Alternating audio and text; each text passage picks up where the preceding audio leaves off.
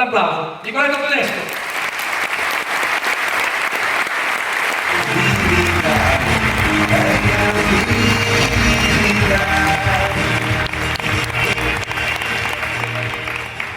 Buongiorno anche da parte mia, bellissimo essere davanti a tutti voi. Posso darvi il mio contenuto di resilienza? La metafora è questa, vi alzate in piedi un attimo per favore, un attimo solo. Per saltare in alto cosa è importante fare? Facciamo il 3, 1, 2, 3, abbassare le ginocchia. Questa è resilienza, cosa significa? State ancora in piedi. Quando qualcosa non funziona, quando qualcosa non va, quando qualcosa ci bastona, quando la vita non è così semplice, la metafora è questa: se io abbasso le ginocchia, porto poi, che cosa? La possibilità di saltare più su, se imparo la lezione. È solo abbassando le ginocchia che si arriva ad un livello maggiore. Chi è d'accordo su questo? Perché se io rimango rigido a pensare a ciò che non è più, a ciò che poteva essere, a ciò che non sarà, cosa succede? Rimango rigido e non cresco. Anche la natura lo insegna, o cresci o muori. Poi l'essere umano è bravo, a volte sopravvive. L'obiettivo di oggi cos'è? È avere quella consapevolezza che abbassando le ginocchia cosa posso fare? Un salto più alto. È solo avendo l'umiltà, la forza, la determinazione di abbassarle che posso andare oltre. Perché a me hanno insegnato una cosa, che avere la pappa pronta non funziona. Anche perché quante volte le persone a chi ottiene risultati viene detto è facile per te, ve lo siete mai sentiti dire? È facile per te che sei, è facile per te che hai. Andate a esaminare le storie di persone di successo, in realtà nulla è facile se non quando sei connesso alla tua missione, se non quando senti dentro che quello che stai facendo è quello che la tua anima è scesa a fare. E basta dire facile per te, la resilienza è imparare dagli errori, perché è facile quando credi in quello che fai, perché ci sono 3 step per ottenere un risultato: crederci, basta crederci, però secondo voi è sufficiente? Il secondo step è avere gli strumenti necessari, perché se mi mancano gli strumenti io posso credere da Lugano di arrivare qui in 4 ore, ma se mi manca l'auto in bicicletta non potrei mai arrivarci. E il terzo step è uno più delicato, più intenso, più intimo, che è sentire che mi merito quel risultato, perché se non sento di meritarlo i risultati non arrivano.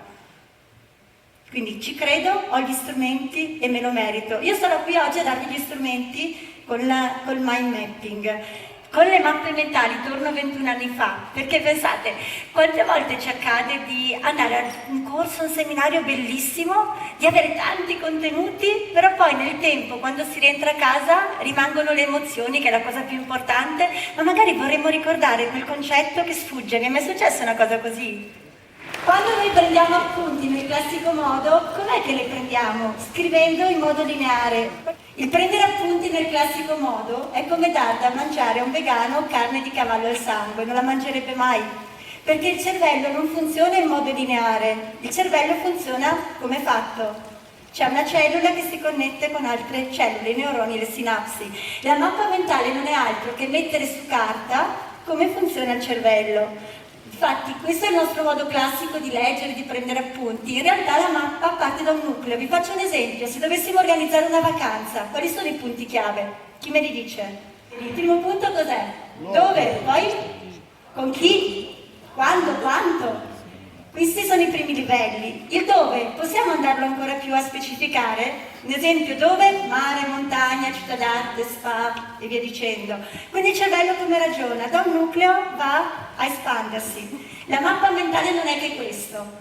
Seconda cosa, adesso qualcuno dirà ma non sono finita in discoteca al mattino, però funziona. Mettete le mani così per cortesia. Ok? Sentite che non c'è niente di che, non si sente nulla di che, giusto? Chi ha notato che se fa mezz'ora di camminata veloce, se non è molto abituato a camminare, non è molto sportivo, dopo mezz'ora di camminata rapida cos'è che ha? La sensazione di formicolio, perché abbiamo rimesso in moto l'energia, abbiamo rimesso in moto la circolazione. Ok?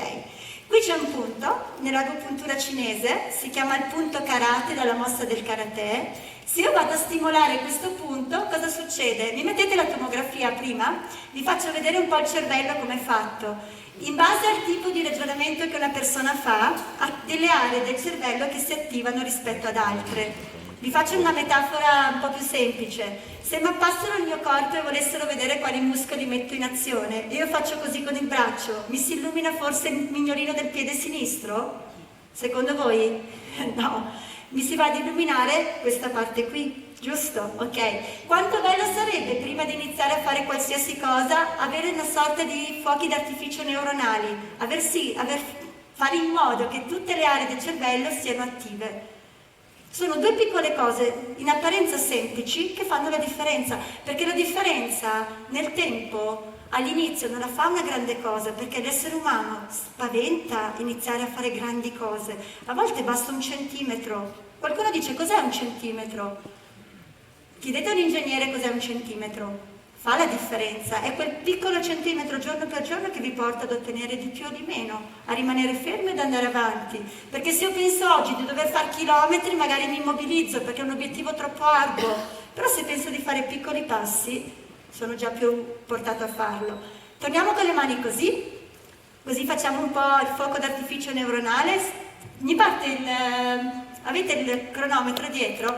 Switch si chiama. Si va a lavorare con questo punto, si fa così con le mani, pugno, pugno, pugno, pugno. Appena parte il cronometro lo facciamo per 30 secondi e noterete cosa succede. Via! Così, proprio pugno, pugno. Allora, quando sono stanca, quando non sono concentrata, quando ho la testa altrove, io cosa faccio? Switcho. Questo mi fa essere molto più presente, molto più nel qui ora, perché mente e corpo sono uniti. Ok? Se prima di iniziare qualsiasi cosa, io ormai sono spudorata, perché sapete il termine carisma da dove arriva? Deriva dal greco, che significa grazia o dono, e ho deciso tanti anni fa di essere sempre me stessa, e anche quando ho appuntamenti con persone importanti a livello aziendale, io senza nessun problema, se non sono concentrata, mi metto a switchare e glielo spiego. Se voi avete il coraggio di essere voi stessi, avete più forza. Quando è che io ho energia? Quando è che una persona è resiliente e ha energia? Quando è se stessa, quando ha il coraggio di rompere lo schema e non mettere maschere. Adesso vi farò fare lo switch in modo simpatico, proprio come lo fanno agli NBA.